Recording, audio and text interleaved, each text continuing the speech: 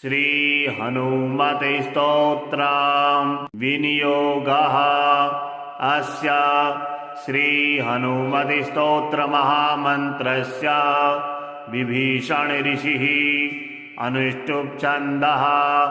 हनुमान देवता मम शत्रुमुखस्तम्भनार्थे सर्वकार्यसिद्ध्यर्थे च जपे विनियोगः।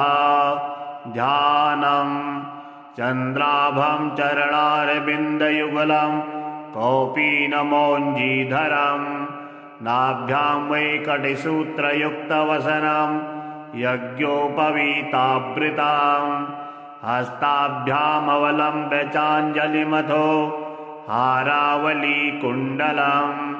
बिभ्रद्दीर्घशिखं प्रसन्नवदनं दिव्याञ्जनेयं भजे। ॐ नमो हनुमते रुद्राय मम सर्वदुष्टजनमुखस्तम्भनं कुरु कुरु मम सर्वकार्यसिद्धिं कुरु कुरु। ऐं ह्रां ह्रीं ह्रूं फट् स्वाहा। आपन्ननाखिललोकार्ति हारिणे श्रीहनुमते अकस्मादागतोत्पाता नाशनाय नमोऽस्तुते। सीतावियुक्त श्रीरामा शोकदुःखभयापहा तापत्रयस्य संहारिन् नाञ्जनेय नमोऽस्तुते। आदिव्याधि महामारी ग्रहपीडापहारिणे प्राणापहन्त्री दैत्यानां रामप्राणात्मने नमः। संसारसागरावर्ता गतसम्भ्रान्तचेतसां शरणागतमर्त्यानां शरण्यां नमोऽस्तुते। राजद्वारे विलद्वारे प्रवेशे भूतसङ्कुले गजसिंहमहाव्याघ्र चोरभीषणकानने महाभये अग्निसंस्थाने शत्रुसङ्गसमाश्रिते शरणागतमर्त्यानां शरण्याय नमो नमः। प्रदोषे वा प्रभाते वा ये स्मरन्त्यञ्जनासुतम् अर्थसिद्धियशः कामान् प्राप्नुवन्ति न संशयः। कारागृहे प्रयाणे च सङ्ग्रामे देशविपल्लवे ये स्मरन्ति हनुमन्तां तेषां सन्ति न आपदः।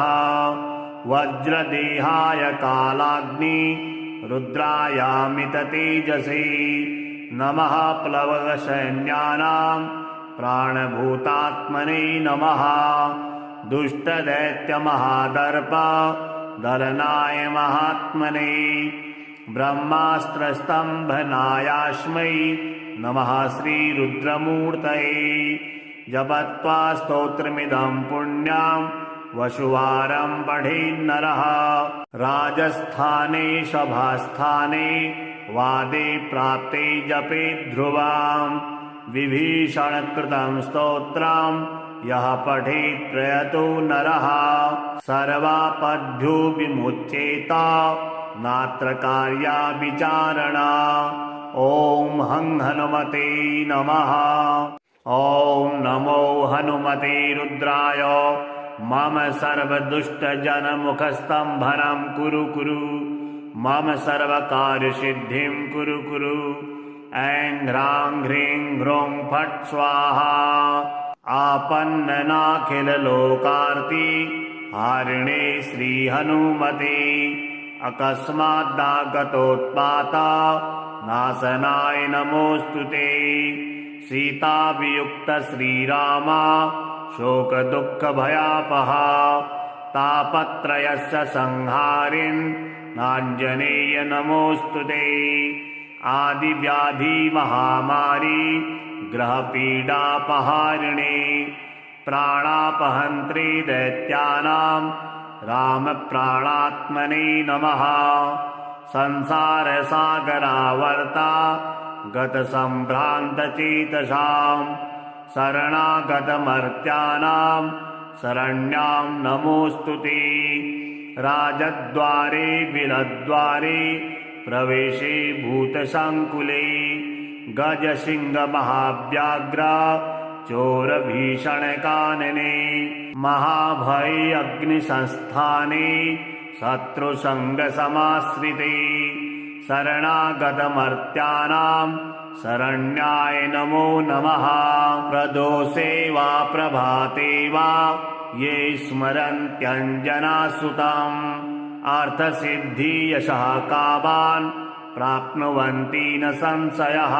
कारागृहे प्रयाणे च सङ्ग्रामे देशविपल्लवे ये स्मरन्ति हनुमन्तां तेषां सन्ति न आपदः।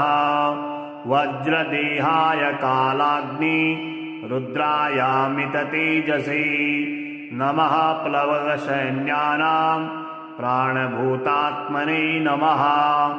दुष्टदैत्यमहादर्प दलनाय महात्मने ब्रह्मास्त्रस्तम्भनायास्मै नमः श्रीरुद्रमूर्तये। जपत्वा स्तोत्रमिदं पुण्यं वसुवारं पठेन्नरः।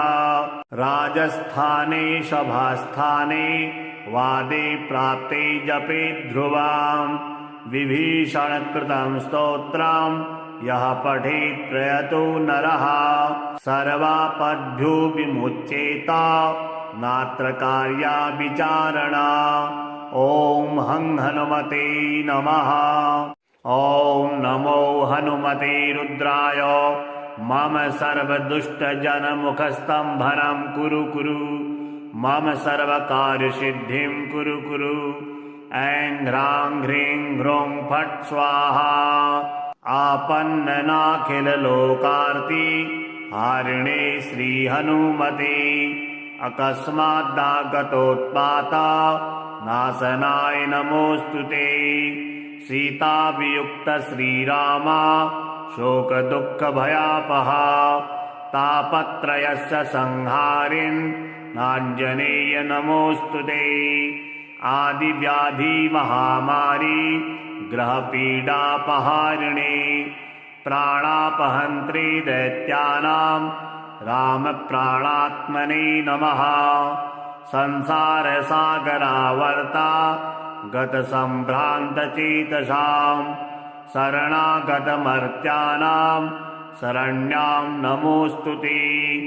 राजद्वारे विलद्वारे प्रवेशे भूतसङ्कुले गजसिंहमहाव्याघ्र चोरभीषणकानने महाभये अग्निसंस्थाने शत्रुसङ्गसमाश्रिते शरणागतमर्त्यानां शरण्याय नमो नमः। प्रदोषे वा प्रभाते वा ये स्मरन्त्यञ्जनासुतम् अर्थसिद्धियशः कामान् प्राप्नुवन्ति न संशयः। कारागृहे प्रयाणे च सङ्ग्रामे देशविपल्लवे ये स्मरन्ति हनुमन्तां तेषां सन्ति न आपदः।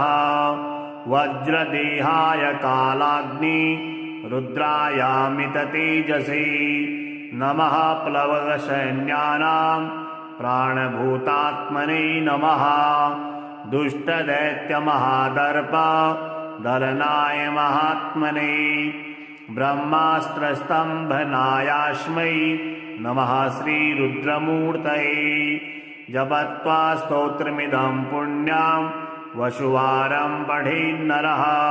राजस्थाने सभास्थाने वादे प्राप्ते जपेत् ध्रुवां विभीषणकृतं स्तोत्रं यः पठेत् प्रयतो नरः सर्वापद्भ्यो विमुच्येत नात्र कार्या विचारणा।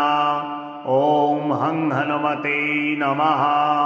ॐ नमो हनुमते रुद्राय मम सर्वदुष्टजनमुखस्तम्भनं कुरु कुरु मम सर्वकार्यसिद्धिं कुरु कुरु। ऐं ह्रां ह्रीं ह्रूं फट् स्वाहा। आपन्ननाखिललोकार्ति हारिणे श्रीहनुमते अकस्मादागतोत्पात नाशनाय नमोऽस्तु ते। सीताभियुक्त श्रीरामा शोकदुःखभयापहा तापत्रयस्य संहारिन् नाञ्जनेय नमोऽस्तु ते। आदिव्याधि महामारी ग्रहपीडापहारिणे प्राणापहन्त्री दैत्यानां रामप्राणात्मने नमः। संसारसागरावर्ता गतसम्भ्रान्तचेतसां शरणागतमर्त्यानां शरण्यां नमोऽस्तु ते। राजद्वारे विलद्वारे प्रवेशे भूतसङ्कुले गजसिंहमहाव्याघ्र चोरभीषणकानने महाभये अग्निसंस्थाने शत्रुसङ्गसमाश्रिते शरणागतमर्त्यानां शरण्याय नमो नमः। प्रदोषे वा प्रभाते वा ये स्मरन्त्यञ्जनासुतम् अर्थसिद्धियशः कामान् प्राप्नुवन्ति न संशयः। कारागृहे प्रयाणे च सङ्ग्रामे देशविपल्लवे ये स्मरन्ति हनुमन्तां तेषां सन्ति न आपदः। वज्रदेहाय कालाग्नि रुद्रायामिततेजसे नमः। प्लवगसैन्यानां प्राणभूतात्मने नमः। दुष्टदैत्यमहादर्प दलनाय महात्मने ब्रह्मास्त्रस्तम्भनायास्मै नमः श्रीरुद्रमूर्तये। जपत्वा स्तोत्रमिदं पुण्यं वसुवारं पठेन्नरः राजस्थाने सभास्थाने वादे प्राप्ते जपे ध्रुवां विभीषणकृतं स्तोत्रं यः पठेत् प्रयतो नरः सर्वापद्भ्यो विमुच्येत नात्र कार्या विचारणा। ॐ हं हनुमते नमः। ॐ नमो हनुमते रुद्राय मम सर्वदुष्टजनमुखस्तम्भनं कुरु कुरु मम सर्वकार्यसिद्धिं कुरु कुरु। ऐं ह्रां ह्रीं ह्रूं फट् स्वाहा। आपन्ननाखिललोकार्ति हारिणे श्रीहनुमते अकस्मादागतोत्पात नाशनाय नमोऽस्तु ते। सीताभियुक्त श्रीरामा शोकदुःखभयापहा तापत्रयस्य संहारिन् नाञ्जनेय नमोऽस्तु ते। आदिव्याधि महामारी ग्रहपीडापहारिणे प्राणापहन्त्री दैत्यानां रामप्राणात्मने नमः। संसारसागरावर्ता गतसम्भ्रान्तचेतसां शरणागतमर्त्यानां शरण्यां नमोऽस्तु ते। राजद्वारे विलद्वारे प्रवेशे भूतसङ्कुले गजसिंहमहाव्याघ्र चोरभीषणकानने महाभये अग्निसंस्थाने शत्रुसङ्गसमाश्रिते शरणागतमर्त्यानां शरण्याय नमो नमः। प्रदोषे वा प्रभाते वा ये स्मरन्त्यञ्जनासुतम् अर्थसिद्धियशः कामान् प्राप्नुवन्ति न संशयः। कारागृहे प्रयाणे च सङ्ग्रामे देशविपल्लवे ये स्मरन्ति हनुमन्तां तेषां सन्ति न आपदः। वज्रदेहाय कालाग्नि रुद्रायामिततेजसे नमः। प्लवगसैन्यानां प्राणभूतात्मने नमः। दुष्टदैत्यमहादर्प दलनाय महात्मने ब्रह्मास्त्रस्तम्भनायास्मै नमः श्रीरुद्रमूर्तये। जपत्वा स्तोत्रमिदं पुण्यं वसुवारं पठेन्नरः राजस्थाने सभास्थाने वादे प्राप्ते जपे ध्रुवां विभीषणकृतं स्तोत्रं यः पठेत् प्रयतो नरः सर्वापद्भ्यो विमुच्येत नात्र कार्या विचारणा। ॐ हं हनुमते नमः। ॐ नमो हनुमते रुद्राय। मम सर्वदुष्टजनमुखस्तम्भनं कुरु कुरु। मम सर्वकार्यसिद्धिं कुरु कुरु। ऐं ह्रां ह्रीं ह्रूं फट् स्वाहा। आपन्ननाखिललोकार्ति हारिणे श्रीहनुमते अकस्मादागतोत्पात नाशनाय नमोऽस्तु ते। सीताभियुक्त श्रीराम शोकदुःखभयापहा तापत्रयस्य संहारिन् नाञ्जनेय नमोऽस्तु ते।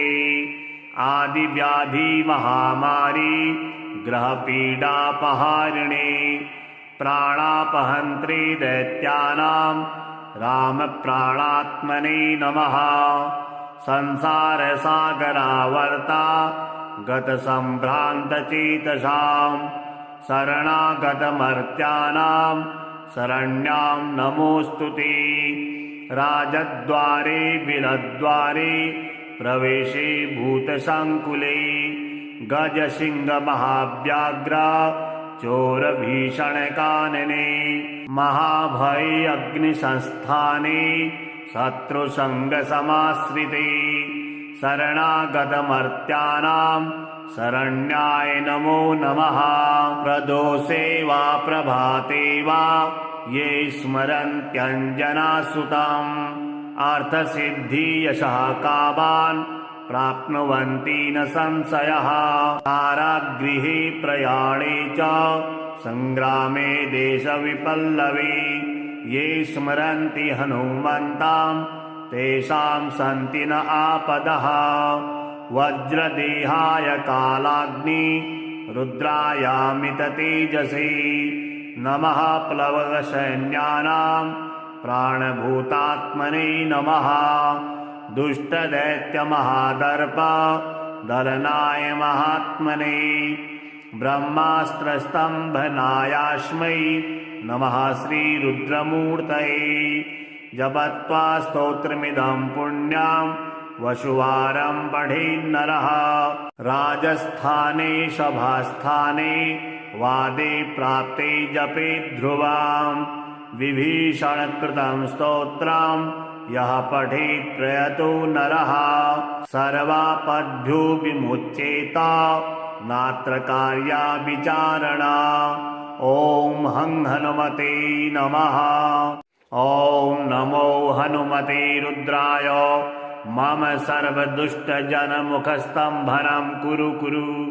मम सर्वकार्यसिद्धिं कुरु कुरु। ऐं ह्रां ह्रीं ह्रूं फट् स्वाहा। आपन्ननाखिललोकार्ति हारिणे श्रीहनुमते अकस्मादागतोत्पात नाशनाय नमोऽस्तु ते। सीताभियुक्त श्रीराम शोकदुःखभयापहा तापत्रयस्य संहारिन् नाञ्जनेय नमोऽस्तु ते। आदिव्याधि महामारी ग्रहपीडापहारिणे प्राणापहन्त्रे दैत्यानां रामप्राणात्मने नमः। संसारसागरावर्ता गतसम्भ्रान्तचेतसां शरणागतमर्त्यानां शरण्यां नमोऽस्तु ते। राजद्वारे विलद्वारे प्रवेशे भूतसङ्कुले गजसिंहमहाव्याघ्र चोरभीषणकानने महाभये अग्निसंस्थाने शत्रुसङ्गसमाश्रिते शरणागतमर्त्यानां शरण्याय नमो नमः। प्रदोषे वा प्रभाते वा ये स्मरन्त्यञ्जनासुतम् अर्थसिद्धियशः कामान् प्राप्नुवन्ति न संशयः। कारागृहे प्रयाणे च सङ्ग्रामे देशविपल्लवे ये स्मरन्ति हनुमन्तां तेषां सन्ति न आपदः। वज्रदेहाय कालाग्नि रुद्रायामिततेजसे नमः प्लवगसैन्यानां प्राणभूतात्मने नमः दुष्टदैत्यमहादर्प दलनाय महात्मने ब्रह्मास्त्रस्तम्भनायास्मै नमः श्रीरुद्रमूर्तये जपत्वा स्तोत्रमिदं पुण्यं वसुवारं पठेन्नरः राजस्थाने सभास्थाने वादे प्राप्ते जपे ध्रुवां विभीषणकृतं स्तोत्रं यः पठेत् प्रयतो नरः सर्वापद्भ्यो विमुच्येत नात्र कार्या विचारणा ॐ हं हनुमते नमः। ॐ नमो हनुमते रुद्राय मम सर्वदुष्टजनमुखस्तम्भनं कुरु कुरु मम सर्वकार्यसिद्धिं कुरु कुरु ऐं ह्रां ह्रीं ह्रूं फट् स्वाहा आपन्ननाखिललोकार्ति हारिणे श्रीहनुमते अकस्मादागतोत्पाता नाशनाय नमोऽस्तु ते सीतावियुक्त श्रीरामा शोकदुःखभयापहा तापत्रयस्य संहारिन् नाञ्जनेय नमोऽस्तु ते आदिव्याधि महामारी ग्रहपीडापहारिणे प्राणापहन्त्री दैत्यानां रामप्राणात्मने नमः संसारसागरावर्ता गतसम्भ्रान्तचेतसां शरणागतमर्त्यानां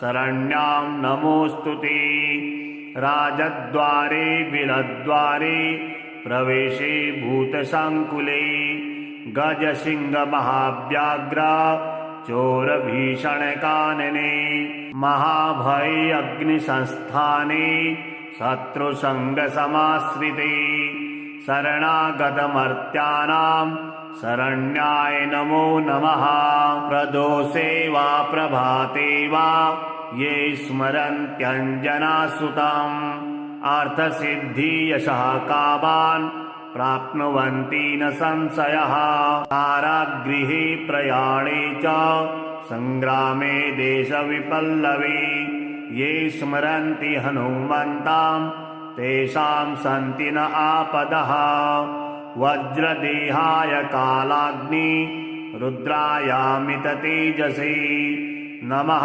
प्लवगसैन्यानां प्राणभूतात्मने नमः दुष्टदैत्यमहादर्प दलनाय महात्मने ब्रह्मास्त्रस्तम्भनायास्मै नमः श्रीरुद्रमूर्तये जपत्वा स्तोत्रमिदं पुण्यं वसुवारं पठेन्नरः राजस्थाने सभास्थाने वादे प्राप्ते जपे ध्रुवां विभीषणकृतं स्तोत्रं यः पठेत् प्रयतो नरः सर्वापद्भ्यो विमुच्येत नात्र कार्या विचारणा ॐ हं हनुमते नमः। ॐ नमो हनुमते रुद्राय मम सर्वदुष्टजनमुखस्तम्भनं कुरु कुरु मम सर्वकार्यसिद्धिं कुरु कुरु ऐं ह्रां ह्रीं ह्रूं फट् स्वाहा आपन्ननाखिललोकार्ति हारिणे श्रीहनुमते अकस्मादागतोत्पाता नाशनाय नमोऽस्तु ते सीतावियुक्त श्रीरामा शोकदुःखभयापहा तापत्रयस्य संहारिन् नाञ्जनेय नमोऽस्तु ते आदिव्याधि महामारी ग्रहपीडापहारिणे प्राणापहन्त्री दैत्यानां रामप्राणात्मने नमः संसारसागरावर्ता गतसम्भ्रान्तचेतसां शरणागतमर्त्यानां शरण्यां नमोऽस्तु ते राजद्वारे विलद्वारे प्रवेशे भूतसङ्कुले गजसिंहमहाव्याघ्र चोरभीषणकानने महाभये अग्निसंस्थाने शत्रुसङ्गसमाश्रिते शरणागतमर्त्यानां शरण्याय नमो नमः। प्रदोषे वा प्रभाते वा ये स्मरन्त्यञ्जनासुतम् अर्थसिद्धियशः कामान् प्राप्नुवन्ति न संशयः। कारागृहे प्रयाणे च सङ्ग्रामे देशविपल्लवे ये स्मरन्ति हनुमन्तां तेषां सन्ति न आपदः। वज्रदेहाय कालाग्नि रुद्रायामिततेजसे नमः। प्लवगसैन्यानां प्राणभूतात्मने नमः।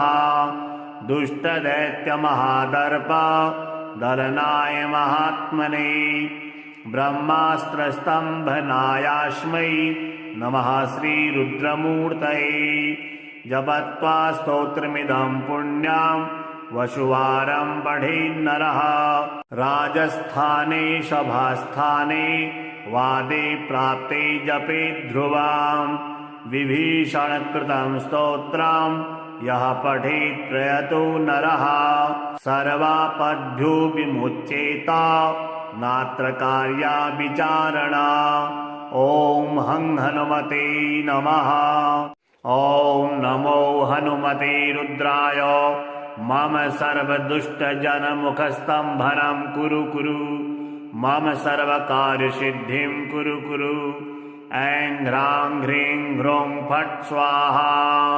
आपन्ननाखिललोकार्ति हारिणे श्रीहनुमते अकस्मादागतोत्पात नाशनाय नमोऽस्तुते। सीतावियुक्त श्रीराम शोकदुःखभयापहा तापत्रयस्य संहारिन् नाञ्जनेय नमोऽस्तुते।